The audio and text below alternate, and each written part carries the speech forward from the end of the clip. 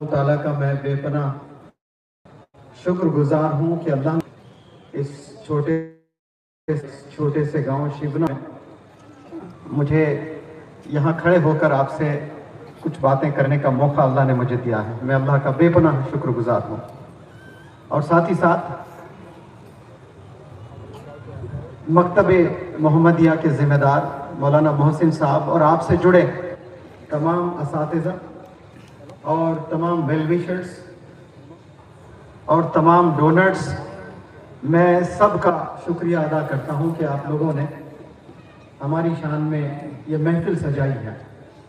और जिस तरह से शिवना के नौजवान बच्चों ने जोश दिखाया है, 10 किलोमीटर दूर से कोई अपने पैरों पर भागते हुए, कोई साइकिल पर, कोई स्कूटर पर, कोई बाइक पर, इतना जोश मेरे 16-17 साल के टीचिंग करियर में मैंने 3 लाख बच्चों को अभी तक पढ़ाया है और बहुत बड़े बड़े प्रोग्राम्स मैंने किए हैं। जो जोश मैंने शिवना के नौजवान बच्चों में देखा है, मैं हिंदुस्तान के किसी कोने में नहीं देखा। मैं सलाम करता हूं शिवना के नौजवानों को।